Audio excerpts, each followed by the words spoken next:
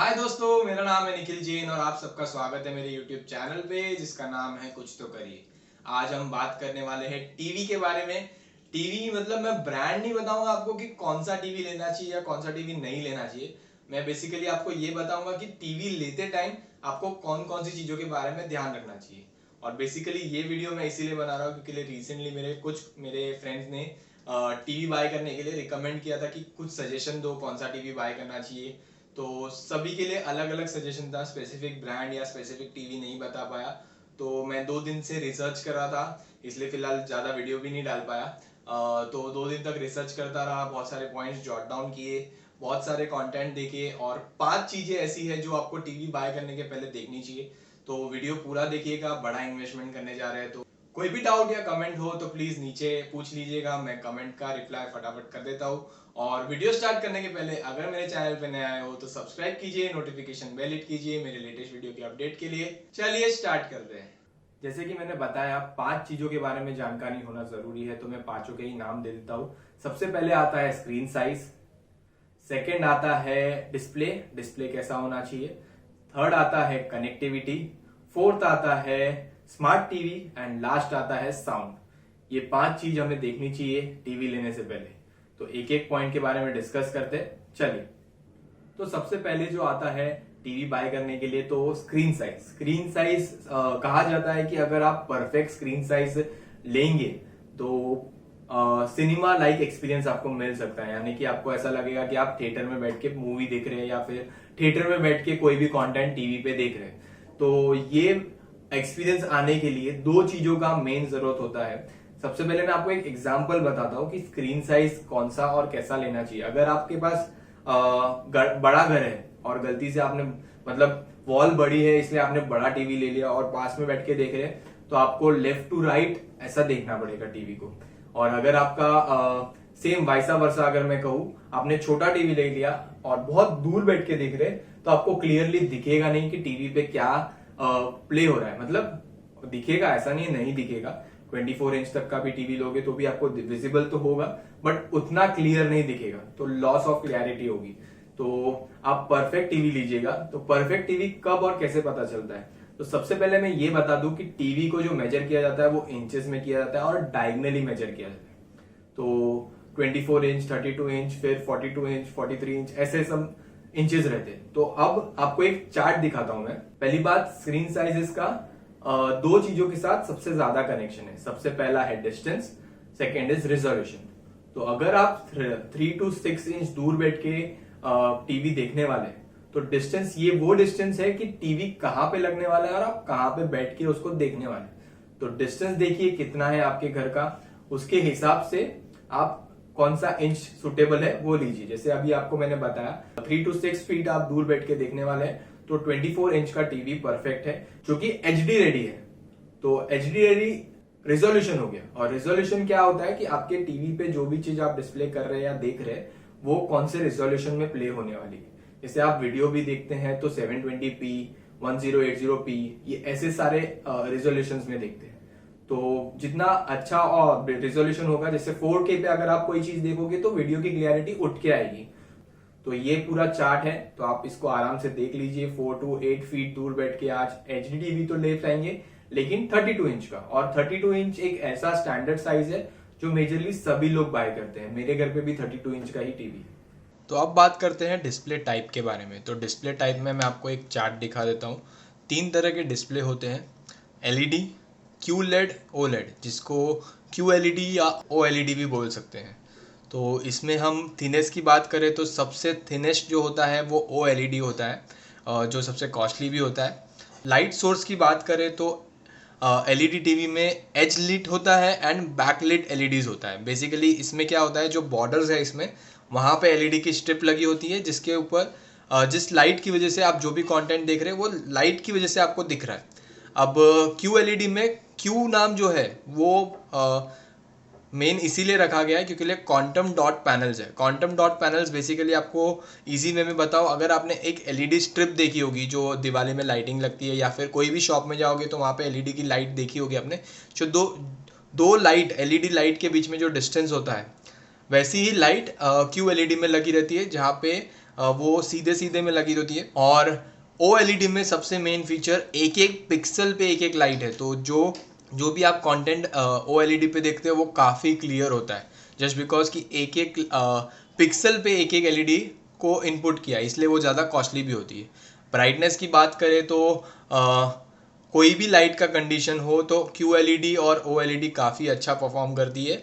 LED on an average okay perform करती है। Colour corrections की बात करें तो QLED वाइट्स में एकदम परफेक्ट है एंड OLED ब्लैक्स में एकदम परफेक्ट है।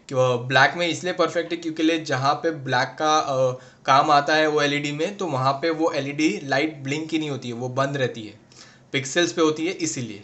और LED में ऑन एन एवरेज ओके है। तो LED में ज़्यादा चीज़ें नहीं होती है क्योंकि वो कम प्राइसिंग की होती है और उसमें ज़्यादा चीज़ इंपुट नहीं कर सकते वो प्राइस रेंज के हिसाब से, इसलिए वो सारे चीज़ों में एवरेज ही है।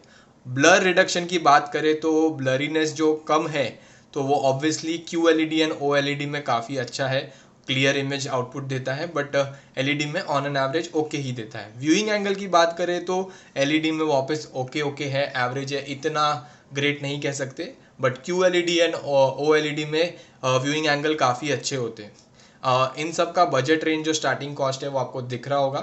तो ये हो गई डिस्प्ले टाइप के बारे में बात। डिस्प्ले टाइप में एक और चीज़ होती है IPS and non IPS LED display, तो वो भी मैं आपको स्क्रीन पे एक इमेज दिखा देता हूँ। IPS बेसिकली वो होता है कि आप साइड एंगल से कैसे देख सकते हैं, कितने साइड एंगल व्यूइंग एंगल से देख सकते हैं, तो सब में डिग्री लिखी रहती है। तो जो नॉन IPS डिस्प्ले होते हैं तो उसमें आप स्ट्रेट ही देख सकते हैं, बट अगर वो IPS पैनल है तो आप जो डिग्री मेंशन रहेगी उतने डिग्री पे बैठ के देख सकते हैं, जैसे कि साइड में कहीं जो भी आप टीवी पे देख रहे हैं वो लॉस नहीं होता है, क्लियरिटी परफेक्ट आती है। अब बात करते हैं रिजोल्यूशन के बारे में, तो आपको एक इमेज दिखा देता हूँ रिजोल्यूशन की भी। Higher resolution, sharper image and more clarity. जैसे कि मैंने आपको पहले भी बताया था, जितना रिजोल्यूशन अच्छा होगा उतना इमेज शार्प होगी और क्लियरिटी अच्छी आएगी।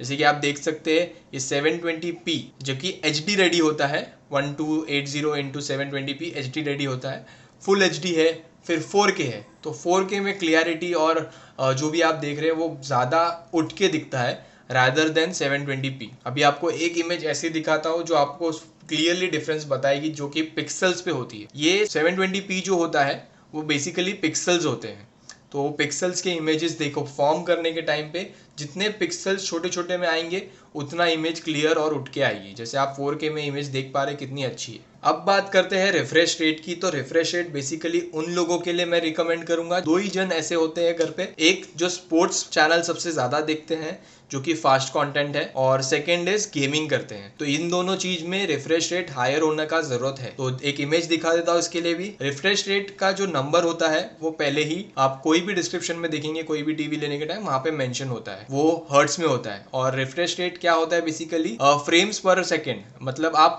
एक सेकेंड के अंदर कितनी फ्रेम्स रन होते हुए देख पाएंगे। तो on an average 50 to 60 hertz की ह्यूमन आइज कैप्चर कर सकती है, उसके बाद वो नहीं कर सकते। तो अगर आप स्पोर्ट्स चैनल देख रहे हैं तो हायर रिफ्रेश रेट का टीवी लीजिए, जो जहाँ पे आपको इमेजेस और टीवी पे जो भी कंटेंट देख रहे हैं वो स्मूथ होगा और ब्लरीनेस ज़्यादा नहीं होगी।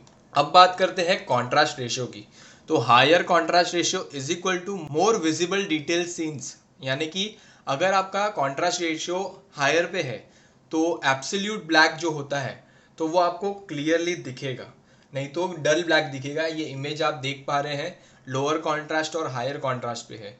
अगर कॉन्ट्रास्ट रेशियो परफेक्ट रहेगा और हायर रहेगा तो डिटेल्स इन लो लाइट काफ़ी अच्छी होगी, ये इमेज से आपको पता चल रहा है। अब बात करते हैं HDR, जो कि हम बोलते हैं हाई डायनामिक रेंज।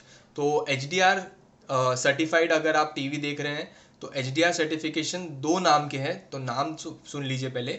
HDR10 जो कि हम HDR Pro भी बोल सकते हैं, एंड डॉल्बी विजन, ये दो नाम है। अगर आपको कोई भी टीवी में ये दो नाम दिखते हैं तो समझ लीजिए कि ये HDR प्रूफ है। यानी HDR में क्या होता है, जो कलर करेक्शंस होते हैं वो काफ़ी स्मूथ होते हैं, ये इमेज से आपको पता चल रहा होगा।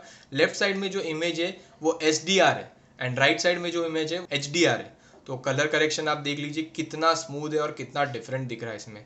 सबसे पहले बात करते हैं कनेक्टिविटी की, तो कनेक्टिविटी जो एक टीवी में होती है वो सबसे ज्यादा मेजर रोल प्ले करती है। तो कनेक्टिविटी हर इसकी अलग अलग होगी डिपेंडिंग अपॉन सबका रिक्वायरमेंट कैसा है।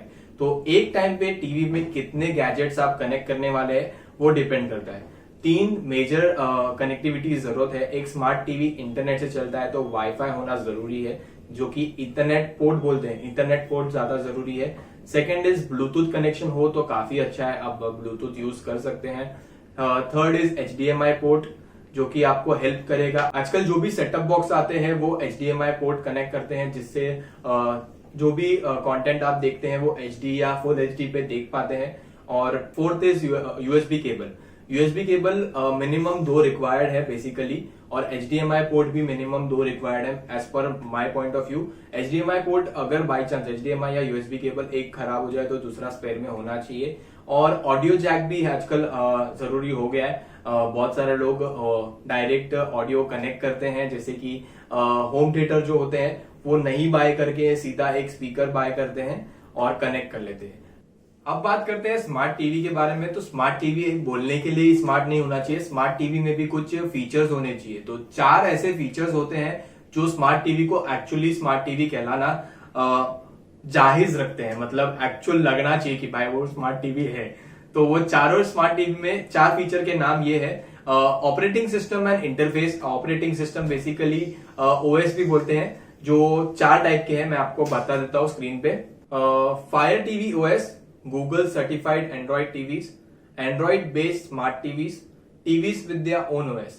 ये ऑपरेटिंग सिस्टम जो है ये बेसिकली अभी इतने अवेलेबल हैं, और थोड़े बहुत और भी है जिनके नाम मैंने नहीं लिए, लेकिन ये काफी मतलब आपको इजीली मिल जाएंगे कोई भी टीवी में। तो दूसरी चीज मैं आपको बताऊं, जो इंटरफेस है वो काफी यूजर फ्रेंडली होना चाहिए, जस्ट बिकॉज आपके घर में बच्चे से लेके बूढ़े सभी टीवी यूज करने वाले। तो जो भी कंटेंट किसी को अगर देखना है, कोई चैनल देखना है, वीडियो स्ट्रीम करना है, कुछ भी करना है, तो वो इजीली मिलना चाहिए। तो इंटरफेस काफी मैटर करता है। अब बात करते हैं रैम वर्सेस स्टोरेज की। तो एक टीवी में, स्मार्ट टीवी में मिनिमम रैम जो रिकमेंडेड है वो 2 GB का है, एंड स्टोरेज जो रिकमेंडेड है वो मिनिमम 8 GB की है। रैम बेसिकली जितना ज्यादा होगा उतना ज्यादा लैग फ्री रहेगा आपका कोई भी चीज अगर आप देखेंगे या एप्स रन करेंगे। और स्टोरेज बेसिकली 2 चीज के लिए काम आती है। जितनी एप्स आप स्टोर करना चाहते हैं, एक स्मार्ट टीवी एक मोबाइल जैसा बन जाता है, तो आप उसमें एप्लीकेशन डालते हैं एंड वो उसमें रन करते हैं। जैसे अभी हॉटस्टार हो गया, डिज्नी प्लस हो गया, या फिर आप Amazon prime videos smart TV पे देख सकते हैं, एंड बहुत सारे नेटफ्लिक्स हैं और बहुत सारी चीजें। तो ये सारी एप्लीकेशंस आप उसमें डाल सकते हैं। इनका अपडेट्स भी आता है टीवी पे, इसीलिए आपके इसमें मिनिमम 8 GB तक का स्टोरेज होना जरूरी है। आप उससे ज्यादा रख सकते हैं तो काफी अच्छी बात है, बट इसको इंटरनली आप अपडेट नहीं कर सकते। आप चाहे तो हार्ड ड्राइव कनेक्ट कर सकते हैं एक्सटर्नल, जिसके थ्रू आप स्टोरेज बढ़ा सकते हैं। नेक्स्ट पॉइंट की बात करूं तो फोन मिररिंग एंड कास्टिंग की है। ये बेसिकली मुझे काफी पसंद है फीचर। ये बहुत हेल्प करता है आज के जनरेशन में। बेसिकली पहले जो टीवी होते थे उसमें USB पोर्ट तो आ जाते थे कुछ कुछ टीवी में, तो उसमें क्या होता था, हम कोई भी फोटोज कहीं भी घूम के आ रहे हैं या कोई वेडिंग का फोटोशूट मोबाइल में फोटो लिए हैं हमने, या किधर के भी फोटोज है या वीडियोज है इसमें, तो हम उसको कंप्यूटर में इनपुट करते थे, फिर पेन ड्राइव में डालते थे, फिर पेन ड्राइव टीवी में कनेक्ट करते थे। तो आप देख रहे हैं ये लॉन्ग प्रोसीजर था, बट अभी फोन कास्टिंग की वजह से क्या हो गया है कि जैसे ही आप फोन में कास्टिंग ऑन करते हैं, टीवी में ऑन करते हैं, तो सीधा आपके मोबाइल में जो दिख रहा है वो टीवी पे डिस्प्ले हो जाता है। तो ये काफी अच्छा फीचर है एंड मैं सबसे ज्यादा पसंद करता हूं। अगर आपके टीवी में, अगर आपका टीवी स्मार्ट टीवी है तो आप एप्लीकेशन भी डाउनलोड कर सकते हैं अगर आपके वो प्ले स्टोर में सपोर्ट करता है। नेक्स्ट फीचर है remote and navigation. Remote and navigation basically आप जैसे कंप्यूटर यूज करते हैं तो उसमें माउस होता है जो कर्सर का काम करता है आपके स्क्रीन में पॉइंट आउट करने के लिए। तो आपका रिमोट वैसा होना चाहिए जिसपे आप जो चीज जिसपे आप कर्सर प्लेस करें वो क्लिक हो जाए। ये काफी स्मूथ फंक्शनिंग होता है और वहां पे नेविगेशन बटन्स होते हैं जो काम आसान कर देते हैं। और आजकल के रिमोट जो है वो काफी एडवांस हो गए हैं कि ज्यादा से ज्यादा 11 से 12 बटन होते हैं जो आपका सारा ही कंटेंट उतने में ही डिस्प्ले हो जाता है। और एक मेन फीचर आ गया है रिमोट में जो कि है वॉइस असिस्टेंट, जो कि काफी अच्छा है। आप रिमोट में सीधा बोल के आपका कंटेंट सर्च कर सकते हैं एंड कुछ रिस्ट्रिक्शंस भी है। अगर आपके स्मार्ट टीवी में किड्स मोड ऑन है तो अगर किड्स कुछ गलत चीज देखना चाहेंगे या कुछ ऐसा कंटेंट प्रोनाउंस करेंगे माइक में तो वो नहीं डिस्प्ले होगा। तो ये काफी अच्छा फीचर है। अब बात करते हैं साउंड क्वालिटी की। तो साउंड कैसा होना चाहिए, क्या होना चाहिए, तो बहुत मेजर रोल प्ले करता है साउंड, क्योंकि अगर आप टीवी ले रहे हैं और उसमें साउंड का क्वालिटी इतना आउटपुट नहीं दे पाएगा तो टीवी का वो मजा नहीं आएगा। तो sound basically higher the watts louder the sound. तो डिस्क्रिप्शन में आप कोई भी टीवी लेने के या कभी भी कहीं भी जाएंगे तो उनके यहाँ पे मेंशन होगा कि इतने वॉट का स्पीकर्स इसमें इनपुट है। तो जितना ज्यादा वॉट्स उसमें होगा उतना ज्यादा आउटपुट देगा। और स्मार्ट टीवी बेसिकली साउंड के साथ भी खेलता है।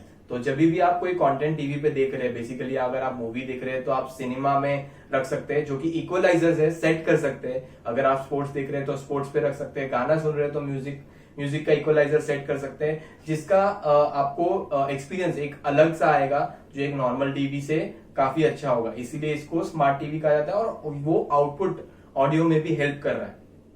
दूसरी है टेक्नोलॉजीज कौन सी यूज की जाती है।